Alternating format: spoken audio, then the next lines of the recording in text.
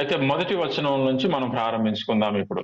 గలతీలకు రాసిన పత్రిక అపోస్తుడైన పౌలు రాశాడు. సౌలుగా ఉన్నటువంటి వ్యక్తి, పౌలుగా మారిన వ్యక్తి రాస్తున్న మాటలు చూడండి ఒకసారి. మొదటి వచనం నుంచి నేను చదువుతున్నా చూడండి. అందరూ ఆ కళ్ళతోటి వాక్యాన్ని చూస్తూ ఈ మాటలు వినండి. ఇక్కడ ఏమంటున్నాడంటే, పౌలు మాట్లాడుతున్నాడు. ఇప్పుడు అందరు కూడా పౌలు మాట్లాడుతున్నాడు అని వాక్యం వినండి. ఏమని మాట్లాడుతున్నాడంటే, మనుషుల మూలముగానైనను ఏ మనుష్యుని వలనైనను కాక యేసుక్రీస్తు వలనను ఆయనను మృతులలో నుండి లేపిన తండ్రి అయిన దేవుని వలనను అపోస్తులుడుగా నియమింపబడిన పౌలను నేనును అంటున్నాడు. చూడండి, మొదటి వచనంలో ఇతను ఏమంటున్నాడంటే, మనుషుల మూలముగా ఏ మనుష్యుని వలనైనను కాక, అంటే ఆయన స్థానాన్ని మనకు గుర్తు చేస్తున్నాడు. అపోస్తులు ఎవరు అని అంటే ప్రాముఖ్యంగా యేసు ప్రభు యొక్క 12 మంది శిష్యులు. అపోస్తులు అంటే పంపబడిన వారు అని అర్థం. అంటే దేవుని సేవ కొరకు పంపబడిన వారు అని అర్థం. ఈ 12 మంది శిష్యులు కాకుండా అపోస్తుల కార్యములలో మనం చూస్తాం, ఈ పౌలు ఇంతకు ముందు అందరినీ సంఘాన్ని హింసిస్తూ బాధ పెడుతూ యేసు ప్రభువుని నమ్ముకున్న వాళ్ళందరినీ కూడా బాగా ఇబ్బంది పెడతా ఉండేవాడు. అలాంటి సమయంలో ఇతన్ని దేవుడు ఎన్నుకుంటాడు. ఎన్నుకున్న తర్వాత అక్కడ ఆయన దర్శనము కనిపించడము, సేవలోకి వచ్చేస్తాడు, అంతా అయిపోతుంది. అయితే ఇక్కడ నేను కూడా అపోస్తులుని అంటున్నాడు పౌలు. అయితే ఈయన అపోస్తులత్వం ఎట్లా వచ్చింది ఈయనకి? అంటే ఏం చెప్పాలి, ఈ అధికారం ఆయనకి ఎట్లా వచ్చింది? నేను కూడా అపోస్తులుడును అని ఎందుకు అంటున్నాడు? ఎట్లా అంటున్నాడు అంటే, ఈయన్ని అపోస్తులుడుగా చేసింది ఏ మనుష్యులు అది చేయలేదంట. అందుకే అంటున్నాడు మనుషుల మూలముగానైనను. అంటే కొంతమంది మనుష్యులు కలిగి ఈయన్ని మనము ఈయనని అపోస్తులుడుగా నియమిద్దాము అని అనలేదంట. ఏ మనుష్యుని వలనైనను అంటే ఏ ఒక్క వ్యక్తి ద్వారాగానైనా కూడా పౌలుని మనం అపోస్తులుడుగా ఉంచుదాము అని అనలేదంట. మరి ఎట్లా అంటే, యేసుక్రీస్తు వలన, ఆయనను మృతులలో నుండి లేపిన తండ్రి అయిన దేవుని వలన అపోస్తులుడుగా నియమింపబడిన పౌలను నేనును అంటున్నాడు. తను పరిచయం చేసుకుంటున్నాడు. ఆయన నియమించింది ఎవరనంటే దేవుడు. అదే అనమాట, తన పరిచయం అట్లా చేసుకుంటున్నాడు.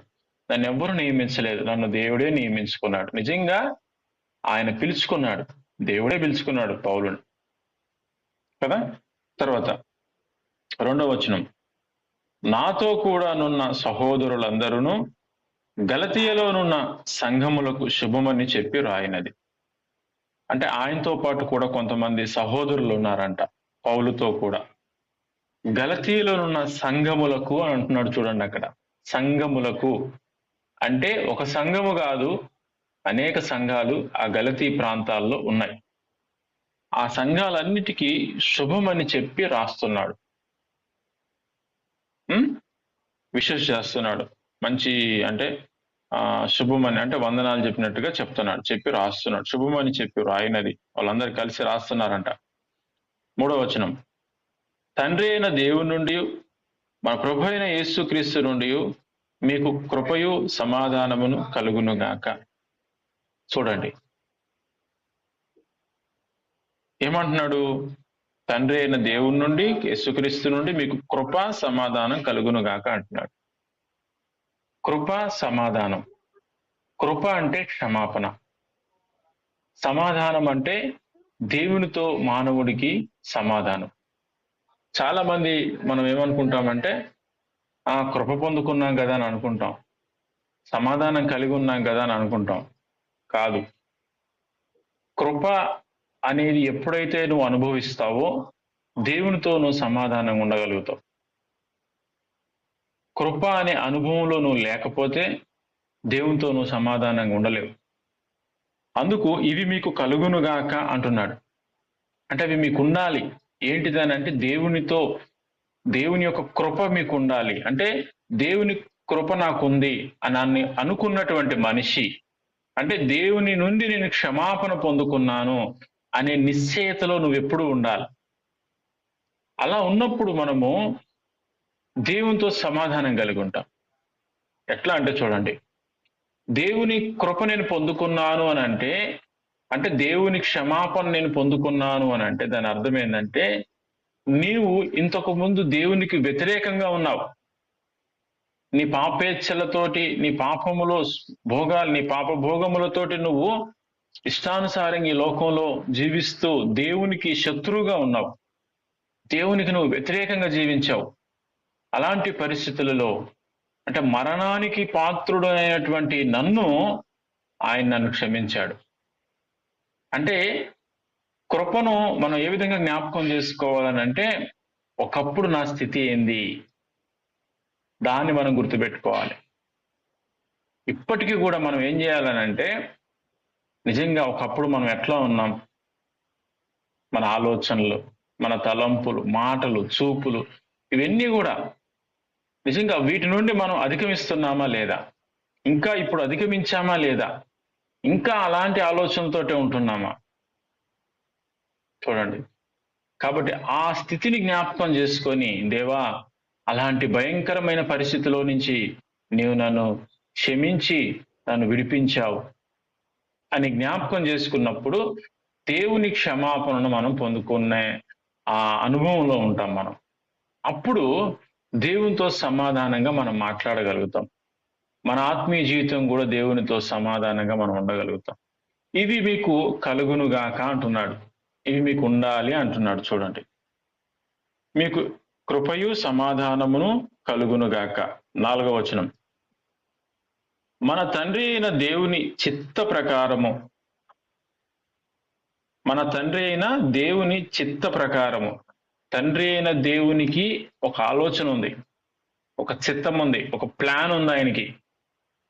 ఆ ప్లాన్ ప్రకారము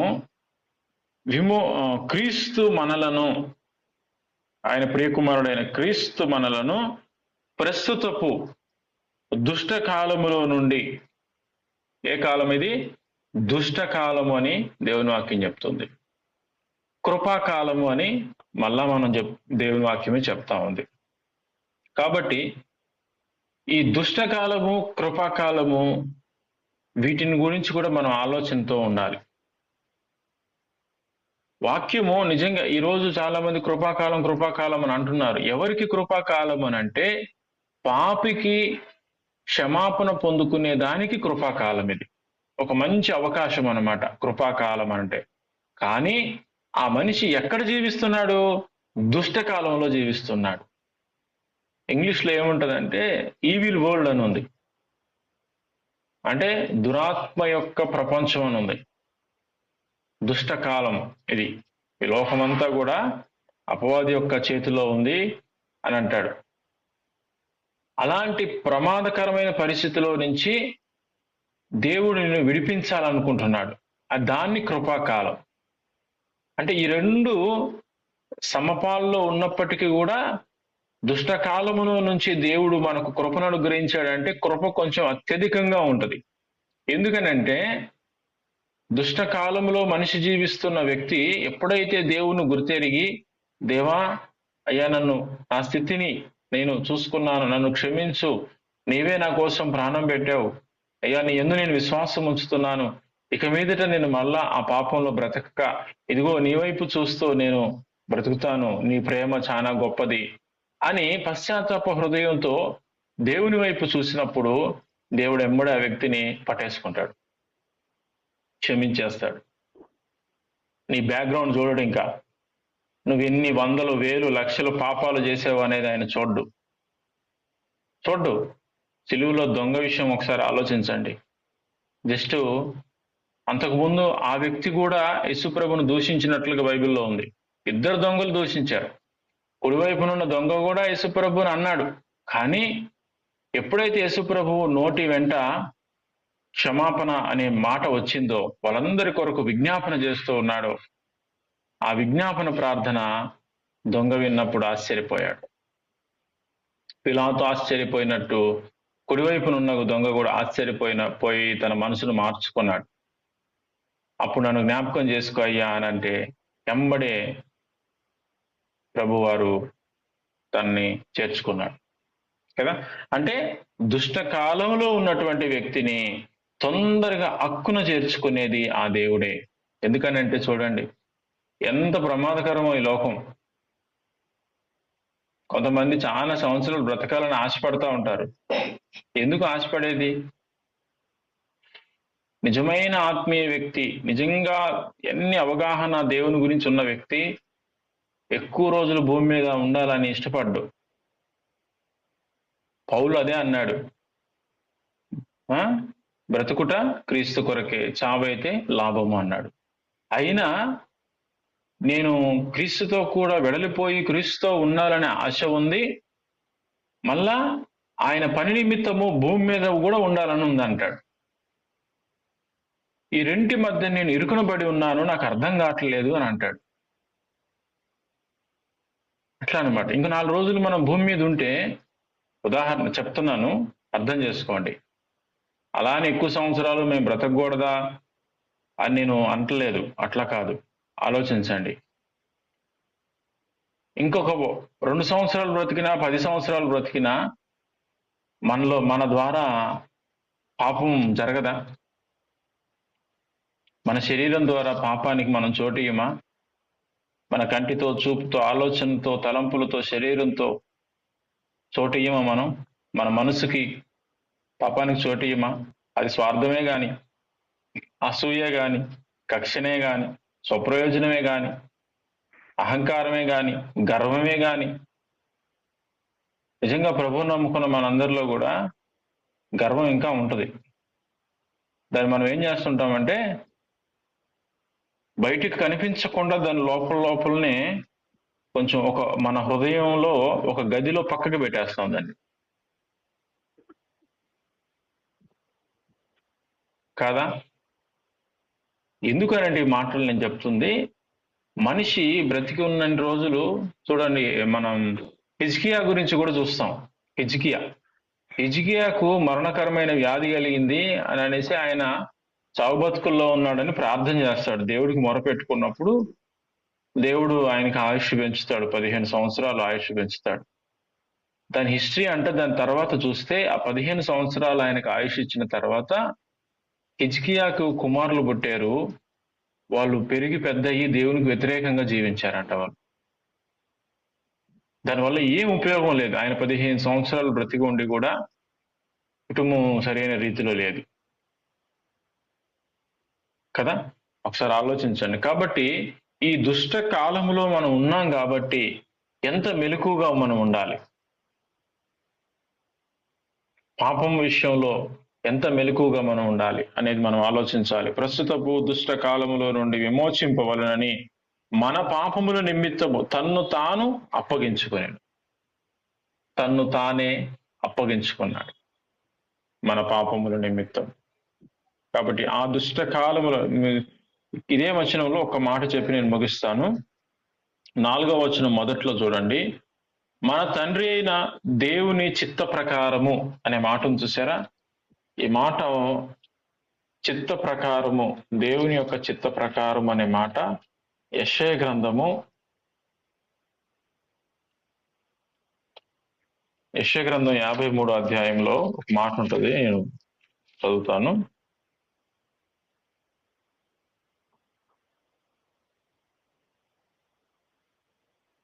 10వ వచనం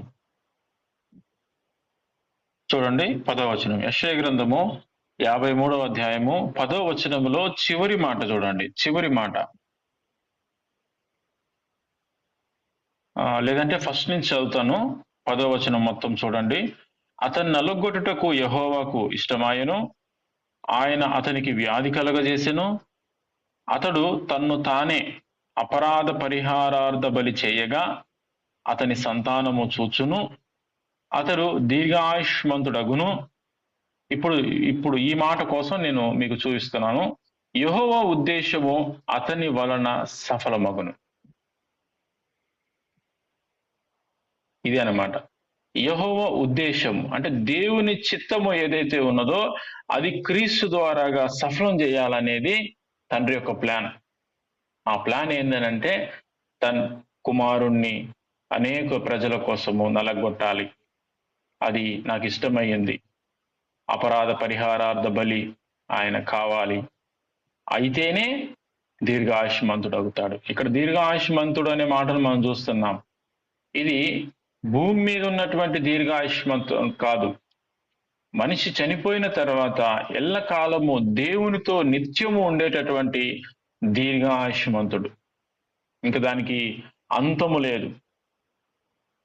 ఎప్పటికీ దేవునితో ఉండేది. ఆ దీర్ఘాయుష్మంతుడగును యెహోవా ఉద్దేశము అతని వలన సఫలమగును. కింద 11వ వచనంలో కూడా మధ్యలో ఉంటది, తనకున్న అనుభవ జ్ఞానము చేత అనేకులను నిర్దోషులుగా చేయను. తనకున్న అనుభవ జ్ఞానము చేత, క్రీస్తుకున్నటువంటి అనుభవ జ్ఞానం చేత. దేవుడి మాటలు దీవించును గాక.